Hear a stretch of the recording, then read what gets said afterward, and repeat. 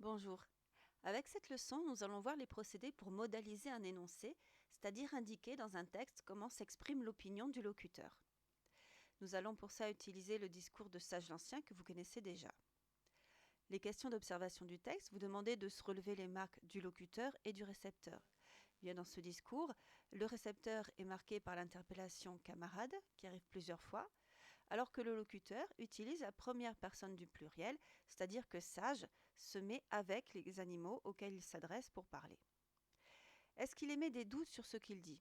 Eh bien non, il n'a absolument aucun doute, c'est bien ce qui apparaît avec l'adverbe ici négatif ou les formules d'insistance qu'il utilise. L'utilisation également du futur de l'indicatif, qui nous donne quelque chose qui va arriver sans aucun conteste, ou encore cette formule ici injonctive, qu'on le supprime, nous montre que nous sommes dans un discours qui est vraiment orienté sans aucun doute. Il utilise aussi quelques formules hyperboliques pour amplifier ce dont il parle. Il parle de l'abondance des nombres d'animaux qui sera bien plus considérable. Il utilise le terme végété qui est un petit peu excessif, l'adjectif pitoyable, l'expression voler pour dire que les humains volent les animaux et enfin le mot trimé à la fin qui désigne un travail très rude. Toutes ces formules, donc les phrases exclamatives, le vocabulaire, les formules impératives, donnent un ton très agressif, très virulent au discours de Sage. Et tous ces procédés sont en fait des aides oratoires qui sont utilisées pour aider à faire passer son discours, pour persuader son auditoire de la justesse de son propos. Ça constitue donc un appui de l'argumentation pour influencer l'auditoire. Nous allons voir quels sont les procédés qui permettent de modéliser un propos. Tout d'abord, rappelons que quand un énoncé est neutre, c'est-à-dire qu'il énonce des faits bruts, sans laisser deviner l'opinion que l'on peut avoir sur ces faits-là, on dit qu'il est objectif. A l'inverse, quand on peut connaître l'opinion de celui qui énonce un propos, on dit que ce propos alors est subjonctif. Dans un récit, toutes les marques de subjectivité et de modalisation sont toutes les annotations, les mots, les expressions qui vont permettre de refléter les sentiments, les opinions ou bien les valeurs du locuteur. Ainsi, le locuteur dans le récit prend position et on peut comprendre ses certitudes ou ses doutes par rapport à ce qu'il dit, ou le fait qu'il exprime une nécessité, une probabilité ou une obligation par rapport à un fait. Cette subjectivité va se manifester à la fois à travers les mots qui sont utilisés, mais également les tournures de phrases, comme les figures de style qui sont employées. Donc, on dit que l'énoncé est subjonctif quand il est orienté par le vocabulaire, la syntaxe ou les procédés oratoires qui sont employés. Quelles sont donc les marques de modalisation, c'est-à-dire les modalisateurs qui peuvent être utilisés ? Eh bien, on peut avoir la présence de l'émetteur dans le texte, l'usage de la première personne.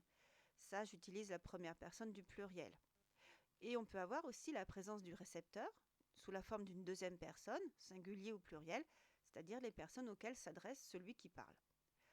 Attention à la valeur du pronom personnel indéfini on, qui va avoir une formule souvent globale, désigner tout le monde, et ainsi avec cette façon généralisante, va avoir un petit peu caractère de vérité. Exprimer un point de vue, ça peut être exprimer déjà un sentiment favorable ou défavorable sur ce dont on parle, c'est-à-dire une vision méliorative ou péjorative de ce que l'on est en train d'énoncer. On peut utiliser par exemple des adverbes de sentiment ou d'intensité, ou des verbes de sentiment, des expressions qui vont indiquer un jugement personnel, des figures de style, comme la métaphore ou la comparaison, un champ lexical particulier qui va insister, des types de phrases, le type exclamatif, interrogatif ou injonctif pour traduire des émotions, l'usage d'un vocabulaire évaluatif, notamment à l'aide de connotations positives ou négatives, comme des noms des adjectifs valorisants, avec un effet amélioratif, ou dévalorisants, avec un effet péjoratif, ou encore des adjectifs utilisés selon les différents degrés, très, trop, plus que, et enfin des expressions de type ironique, notamment par la figure de style de l'antiphrase, pour indiquer l'ironie, le dédain, des figures humoristiques, se moquer va permettre de faire sourire l'auditoire, donc de le faire adhérer à son propos, des formules emphatiques pour faire l'éloge de quelque chose, pour le grandir, l'amplifier, ou bien des formules d'exagération, comme l'hyperbole, qui va permettre d'utiliser des termes pour en dire plus que le nécessaire. Donc, avec ce vocabulaire, le locuteur va transmettre ses valeurs à son destinataire, ce qui lui plaît et ce qui ne lui plaît pas, et faire partager son point de vue en faisant pression émotionnellement. Mais outre indiquer le sentiment favorable ou défavorable que l'on a envers quelque chose, modéliser un propos, ça peut être aussi prendre position sur l'exactitude ou la nécessité des faits que l'on présente.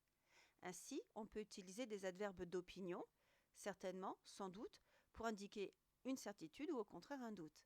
Des expressions vont aller dans le même sens, ou des verbes d'opinion, tout ça pour exprimer le doute par rapport à ce que l'on énonce, ou bien à l'inverse, la certitude.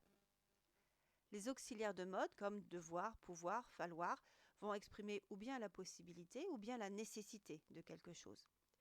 Et attention, l'usage du mode simple conditionnel va lui-même pouvoir indiquer une possibilité ou bien une réserve, un doute par rapport à l'exactitude d'un fait qu'on énonce.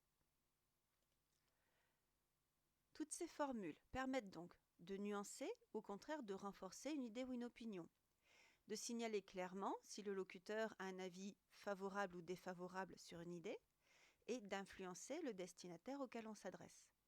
Elles permettent donc de faire partie des moyens de persuasion en argumentation pour appuyer les arguments que l'on utilise. Le petit exercice que vous avez dessous permettait d'identifier des énoncés subjectifs modalisés, des énoncés objectifs, c'est-à-dire neutres. La première phrase est un énoncé neutre. Il énonce un fait simple sans indiquer de prise de position, de doute ou d'incertitude par rapport à cet événement. La deuxième phrase, elle par contre, est modalisée. Vous avez l'adverbe, évidemment, qui commence, l'adjectif également, et puis le point d'exclamation à la fin. La troisième est également modalisée, avec ce verbe d'opinion, et puis cet adjectif péjoratif qui est utilisé. La quatrième est une phrase neutre. La cinquième est modalisée avec l'adjectif honteuse, péjoratif, mais également avec le mot cataclysme, ici, qui crée une hyperbole. N'hésitez pas à vous entraîner avec des exercices pour manipuler la modalisation.